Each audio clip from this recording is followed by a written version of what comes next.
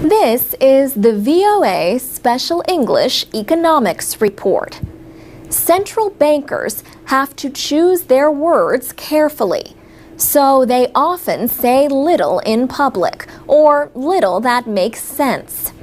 But the United States Central Bank says it is trying to be more clear and timely in communicating its policies. The latest example, a press conference by Chairman Bernanke. The April 27th event was the first of its kind in the 98-year history of the Federal Reserve. In his opening comments, Mr. Bernanke explained a decision by the Federal Open Market Committee to leave its main short-term interest rate near zero. The committee had just completed a 2-day meeting.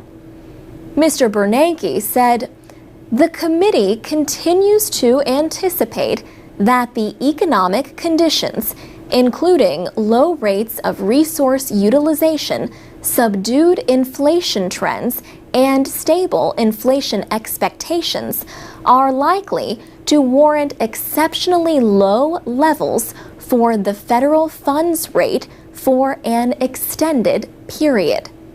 In other words, the economy is not growing fast enough to worry about inflation. A reporter asked what an extended period means to the Fed.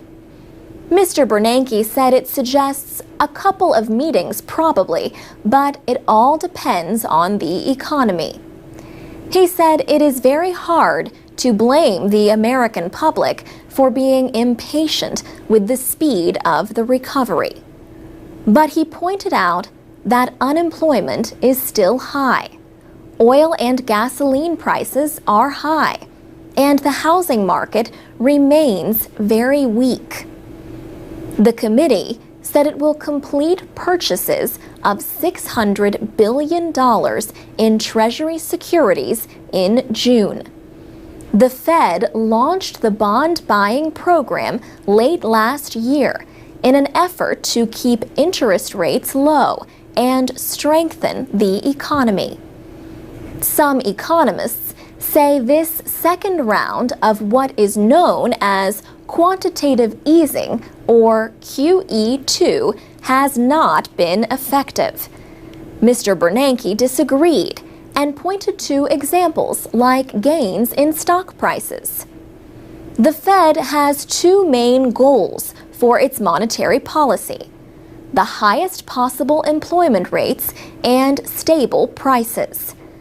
The bank faced criticism for intervening either too little to some critics or too much to others in the financial crisis.